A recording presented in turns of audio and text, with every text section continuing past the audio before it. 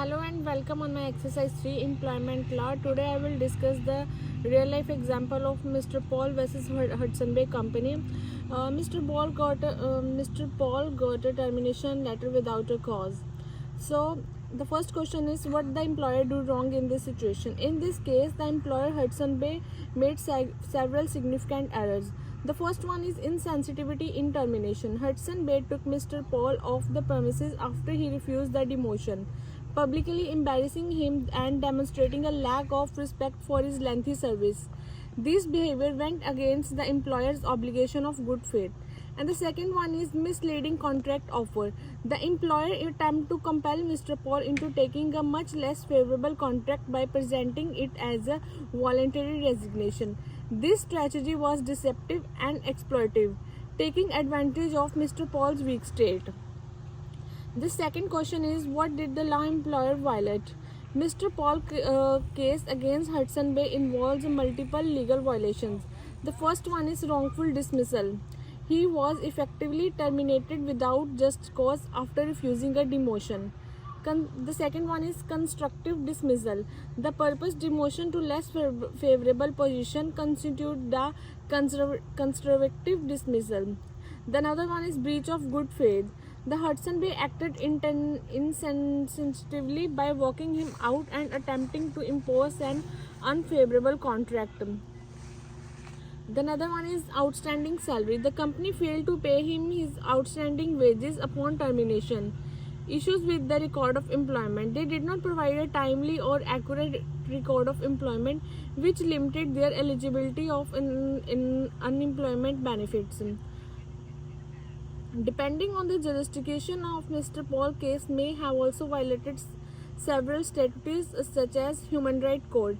If the demotion or termination involved discrimination based on the protected ground, for example age. The second one is the Employed Standard Act, which governs termination notice period, final compensation and record of employment.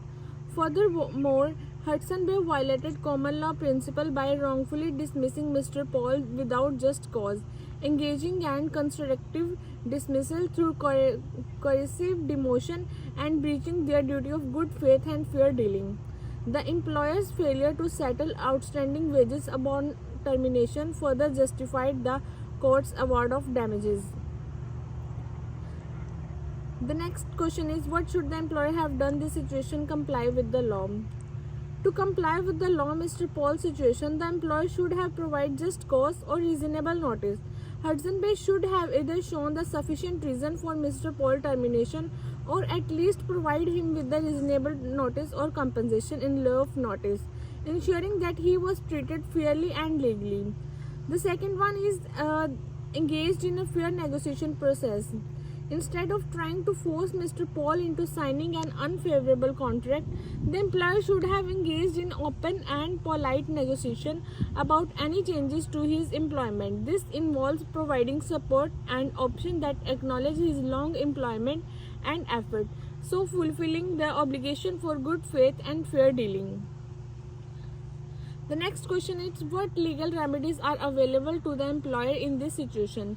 In this case, Mr. Paul had various legal options accessible to him, including damages for wrongful dismissal, compensation for loss of income caused by termination without good cause or reasonable notice. The second one is moral and punitive damages were given in this case for the emotional distress caused by the employer had bad faith activities, as well as punitive damages to punish the employer's outrageous behavior. These remedies are intended to compensate Mr. Paul for the financial and emotional harm caused by Hudson Bay action. Thank you.